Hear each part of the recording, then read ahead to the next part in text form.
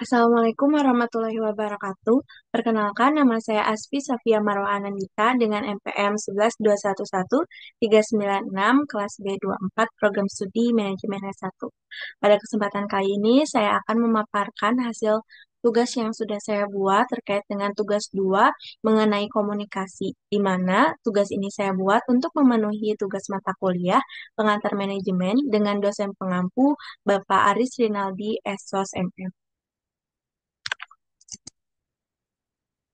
Untuk tugasnya itu terkait dengan ada sebuah kasus yang dimana sebuah perusahaan itu mengalami penurunan produktivitas karena miskomunikasi antara departemen produksi dan pemasaran. Departemen produksi merasa bahwa departemen pemasaran tidak memberikan spesifikasi produk yang jelas, sedangkan departemen pemasaran merasa bahwa departemen produksi tidak mampu memenuhi target produksi.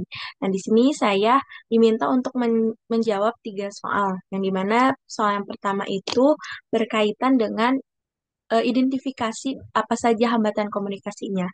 Dan yang menurut saya terhadap kasus tersebut ada beberapa hambatan komunikasi, di antaranya yang pertama perbedaan persepsi, yang dimana kedua departemen ini memiliki persepsi yang berbeda tentang pentingnya spesifikasi dan target, sehingga menyebabkan konflik dalam prioritas kerja dan terjadinya miskomunikasi. Kemudian yang kedua, minimnya transparansi informasi, karena informasikannya tidak secara spesifik dan jelas, mungkin bisa saja tidak adanya sistem atau alat yang mendukung penyampaian informasi secara real time dan transparan. Nah, makanya terjadi miskomunikasi. Kemudian yang ketiga, budaya organisasi. Kenapa budaya organisasi? Karena kedua tim ini terlalu fokus pada tugasnya masing-masing sehingga tidak ada inisiatif untuk memahami peran dan tanggung jawab tim lainnya. Kemudian yang keempat, perbedaan bahasa. Bisa saja hambatan komunikasinya itu terjadi karena perbedaan bahasa. Nah, karena tidak semua tim atau individu itu fasih dan atau paham terkait dengan bahasa kerja, sehingga adanya kesenjangan komunikasi yang tidak disampaikan secara spesifik. Kemudian soal yang kedua itu terkait dengan bagaimana cara mengatasi masalah komunikasi tersebut. Nah, yang pertama, untuk hambatan yang pertama itu membangun saluran komunikasi yang terbuka. Nah, bisa saja dengan mengadakan pertemuan berkala antara kedua departemen untuk menyelaraskan kebutuhan dan targetnya itu seperti apa. Kemudian pertemuan ini tidak hanya fokus pada tugas, tetapi juga memahami kendala pada masing-masing timnya, sehingga nantinya bisa meminimalisir terjadinya kesalahpahaman atau meminimalisir miskomunikasi. Kemudian yang kedua, menggunakan teknologi kolaborasi. Gimana sekarang ini kan semakin marak penggunaan teknologi. Nah, bisa saja untuk melakukan komunikasinya itu dengan menggunakan aplikasi manajemen proyek sehingga semua pihak ini memiliki akses terhadap informasi yang sama.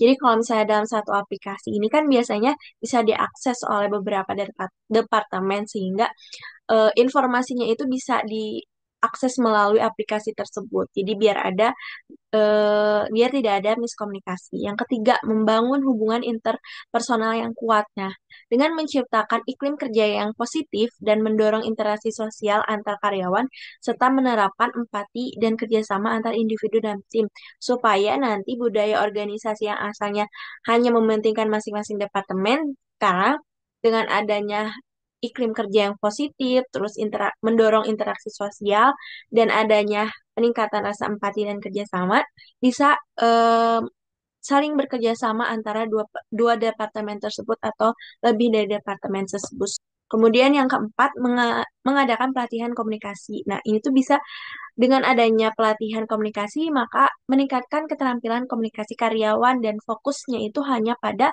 keterampilan mendengar, berbicara, dan memberikan presentasi. Soal ketiga itu, bagaimana saran saya untuk meningkatkan efektivitas komunikasi antar kedua departemen tersebut?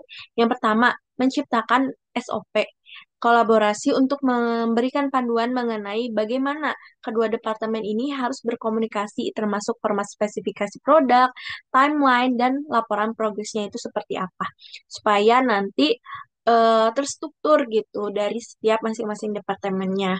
Yang kedua, menerapkan budaya feedback yang terbuka dengan mendorong semua pihak untuk memberikan dan menerima kritik membangun dengan cara yang profesional. Yang ketiga, memberikan apresiasi kepada tim yang menunjukkan kerjasama terbaik sehingga akan menjadikan motivasi bagi setiap departemen untuk meningkatkan efektivitas komunikasi. Karena ini menjelaskan tadi yang hambatan terkait dengan budaya organisasi. Nah, kalau misalnya ada apresiasi kepada setiap tim, mungkin nanti setiap departemen itu tidak akan bekerjanya secara masing-masing saja, tidak hanya mempentingkan satu departemen saja, tapi bisa jadi untuk menunjukkan hasil yang terbaik, maka dia itu berlomba-lomba untuk saling bekerja sama di departemen tersebut. Selain di satu departemen, bekerja sama juga dengan departemen yang lain, sehingga terjalinnya komunikasi yang efektif dan efisien gitu. Sekian presentasi yang dapat saya sampaikan. Mohon maaf apabila ada kesalahan dalam dalam saya memberikan informasi. Wassalamualaikum warahmatullahi wabarakatuh.